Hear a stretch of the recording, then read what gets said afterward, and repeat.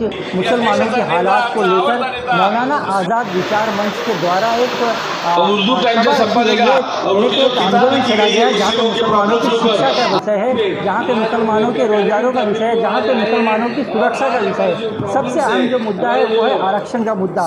जिस तरीके से पिछली सरकार ने आरक्षण दिया, लेकिन आने वाली मौजूदा सरकार ने उस आरक्षण को खत्म कर दिया। शिक्षा से भी वंचित रखने का कार्य आज ये सरकार कर रही है। हमारे साथ बात करने के खुद एक प्रध्यापिका हैं स्कूल की, शबनम खान मैडम है, हम उनसे बात करेंगे।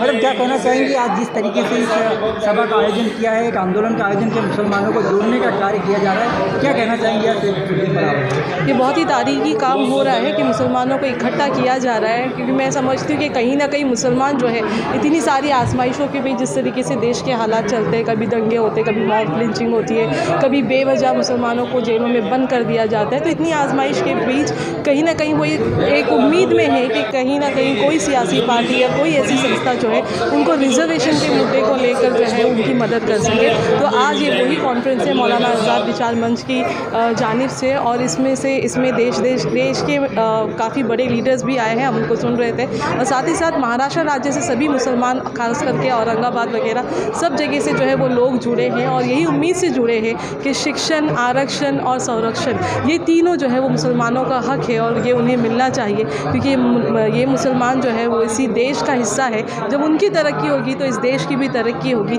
देश के सियासी लोगों को ये बात समझ में आनी चाहिए, उनके फ़िक्र में मुसलमान भी होना चाहिए। वो भले चाहे एसी की बंद कैबिन्स में बैठकर कुछ ऐसी स्कीम्स बना देते हैं जहाँ पे मुसलमानों का कोई हिस्सा नहीं होता, या स्कीम बनाने के बाद उसके ऊपर अवेयरनेस नहीं होती है। तो हमारी ये मांग है, और हर मुसलमान की आज ये मांग है कि शिक्षा दीजिए, हमें प्रोटेक्शन दीजिए, और हमें जो है वो रिजर्वेशन दीजिए, क्योंकि यहाँ से हम आगे बढ़ना चाहते हैं। हम वही मुसलमान हैं कि आप याद करें जिनके आबा व अजदादों ने हमेशा देश को आज़ाद कराने के लिए अपनी जानों की कुर्बानी दी है। ये वही देश है जिसकी ज़मीन पे हमारे हिंदुस्तानी मुसलमानों की जो शहीद हुए हैं उनके जिस्म इसी ज़मीन पे दफन है। मैडम, जिस तरह शिक्षा का जो मुद्दा है, कहीं ना कहीं जो आरक्षण है, ये स्कॉलरशिप को ख़त्म कर दिया गया, क्या इससे आपको लगता नहीं कि वंचित रखने का कार्य किया जा रहा है मुसलमानों के बच्चों को? बिल्कुल, ये पूरी सोची समझी साजिश के तहत किया जाता है। जैसे ही इलेक्शंस आते हैं, और इलेक्शंस नहीं भी हो तो कुछ पार्टीज़ जो बहुत ही कम्युनल है, जो बहुत ही फ़िरका परस्त है, जो बहुत ही नफरती भाषण को बढ़ावा देती है, ऐसी पॉलिटिकल पार्टीज़ का जो है मकसद ही यही होता है कि किसी एक को बुरा बनाया जाए। तो एक को जो बुरा बनाने का उन्होंने जो एक चलन हासिल कर लिया है वो है कि मुसलमानों को बुरा बनाया जाए, उनको कोई ऐसी खास चीज़ों में आगे ना करे। खास करके शिक्षा, किसी ने कहा था कि अगर किसी कौम को बर्बाद करना है तो उसकी एजुकेशन को ख़त्म कर दो। तो ये वही काम हो रहा है कि रिजर्वेशन और ये एजुकेशन को ख़त्म करके मुसलमानों को इतनी बुरे हालातों पे ले आए कि वो खुद मरना पसंद करेंगे, और ये देश जो है वो कहीं ना कहीं मुसलमानों को फिर जानेगा ही नहीं। एक इतिहास को, एक तारीख को मिटाने की कोशिश मैं समझती हूँ, और एक बहुत बड़ी साजिश चल रही है। तो ये मुसलमानों की इस वक्त ज़रूरत है कि वो ऐसी साजिशों को समझे, समझदार बने, ऐसे कॉन्फ्रेंस में आए, ऐसे तहरीर का हिस्सा बने कि उनको, उनके आने वाली नस्लों को रिजर्वेशन भी मिले, एजुकेशन भी मिले और संरक्षण भी मिले।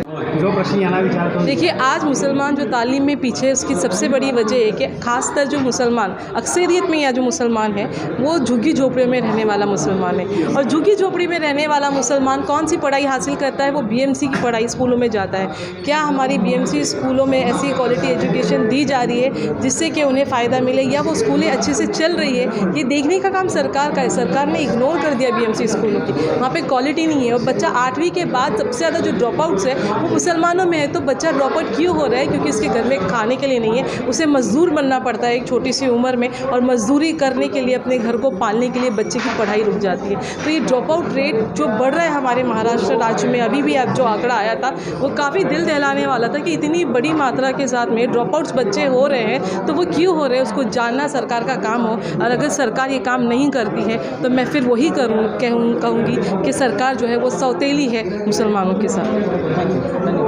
सर, क्या कहना चाहेंगे जिस तरह सुरक्षा का जो मुद्दा है, मुसलमानों की मॉब लिंचिंग का बहुत बड़ा मुद्दा है, उसका क्या कहना चाहेंगे? मैं कहना चाहता हूं कि जो मुस्लिम है उनको ही टारगेट किया जाता है ज़्यादा करके। जहां भी कुछ दंगल होती है, जहां कुछ फसाद होते हैं, जहां उस समय मुस्लिमों को ज़्यादा करके, और पेपर में जो न्यूज़पेपर में भी आता है मुस्लिमों के नाम ज़्यादा उसमें आते हैं, और सभी को ऐसा कहा जाता है कि इससे जो गुनहगार है वो सारे मुस्लिम ही हैं, उससे दूसरे कोई लोग नहीं है, ऐसा बताया जाता है। लेकिन जिस तरह अभी थाना की एक घटना है कि कहीं जा रहे थे 2 मुसलमान बच्चे जिनको गोली मार दिया गया, कहीं ना कहीं ये मानसिंग के शिकार हैं। इसके बारे में मुझे मालूम नहीं है, ज़्यादा मैं बोल नहीं पाऊँ। सर, आप क्या कहना चाहेंगे सुरक्षा को लेकर और शिक्षा को लेकर?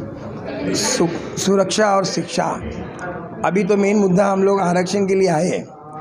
सुरक्षा देना तो सरकार का काम है, शिक्षा होगी तो आरक्षण मिलेगा। और वही आरक्षण के लिए आए हैं मेन। मुस्लिम रिजर्वेशन जो 5% लागू हुआ, कोर्ट ने ऑर्डर भी दिया, लेकिन उसको अमल में लाया नहीं गया, बड़े दुख की बात है। और शिक्षा तो मुस्लिम बच्चे प्राप्त करते ही हैं, लेकिन आपको एक बता दूं, आज़ादी की जो लड़ाई लड़ी गई थी उसमें हम सब मिलकर आज़ादी की लड़ाई लड़े और आज़ाद हुआ भारत। हिंदुस्तान आज़ाद होने के बाद लगभग 23% मुसलमान गवर्नमेंट सर्वेंट में था। धीरे धीरे क्योंकि ये सोची समझी साजिश है, उसको कम करते चले गए।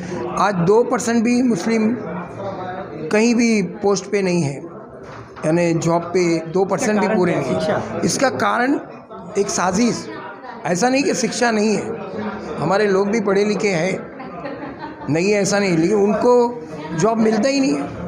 ये सोची समझी साजिश से सब काम चल रहा है। और रहा सवाल शिक्षा, जैसा कहते हैं कि शिक्षा मुस्लिम लोगों में बहुत कम है, ठीक है कम है, एक ये चीज़ है। अब रहा रिज़र्वेशन, अगर रिज़र्वेशन मिल जाता है तो मुस्लिम कम्युनिटी को एक बहुत बड़ा सपोर्ट होता है, उससे शिक्षा में आसानी होगी, जॉब में आसानी होगी, हर पॉलिसी में हर स्कीम का लाभ मिलेगा। अब जैसे मौलाना आज़ाद का कितनी स्कीमें हैं एजुकेशन के लिए, ये बताया नहीं जाता है, और किसी को मालूम होता है तो वो जाता है तो वो वहाँ तक पहुँच भी नहीं पाता है, पहुँचता है तो वो मैटर क्लियर नहीं होता, ये डॉक्यूमेंट्स का वो दुनिया भर का उनका चलता है। तो इस तरह से सोची समझी साजिश के तहत मुसलमानों को पीछे किया जाता है। मुसलमान क्या टैलेंट नहीं है, ऐसा नहीं है, क्या पढ़ा लिखा नहीं है, ऐसा नहीं है, बहुत टैलेंटेड है। आज देखिए कितनी मुस्लिम यूनिवर्सिटीज़ भी है, कॉलेजेस भी है, बच्चे पढ़े भी हैं, लेकिन उनके लिए जॉब नहीं है। लेकिन शिक्षा का मेन शिक्षा से वंचित रहने का कारण क्या है? क्या शिक्षा महंगी हो चुकी है? महंगी तो बहुत हो चुकी है, महंगी तो बहुत हो चुकी है, उसका तो कोई सवाल नहीं आता। लेकिन जो पॉलिसीज़ है, जो स्कीम्स है, जो मुस्लिम माइनॉरिटीज़ के लिए, वो तो देना चाहिए ना, वो भी देते नहीं है। हायर एजुकेशन के लिए जो स्कॉलरशिप मिलती है उसमें भी वो लोग परेशान करते हैं, ये डॉक्यूमेंट्स नहीं, वो डॉक्यूमेंट्स नहीं, ये तो सोची समझी साजिश है।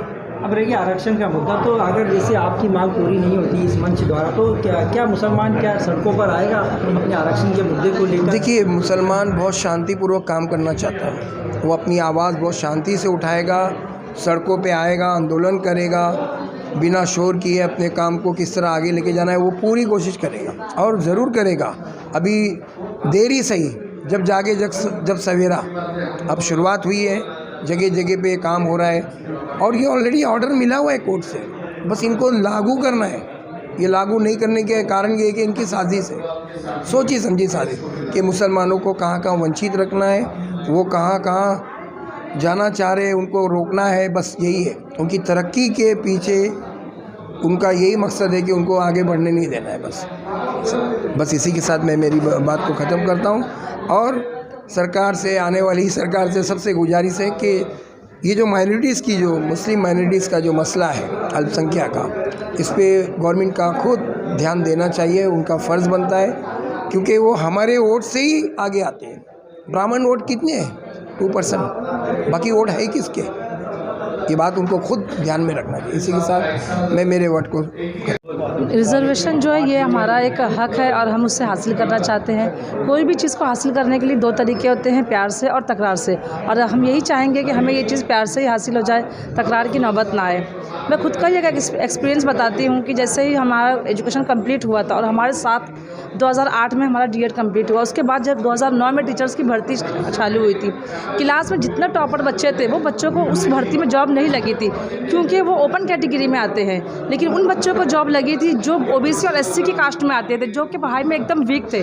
तो मेरे हिसाब से ये एजुकेशन में जो ये हम लोग टीचर्स भर्ती करते हैं वो भी सही नहीं है। सिर्फ एक ही रिजर्वेशन सीट की वजह से जो अच्छे स्टूडेंट्स हैं वो पीछे रह जाते हैं और जो वीक स्टूडेंट्स हैं वो अपनी सीट की वजह से उन्हें जॉब मिल जाती है।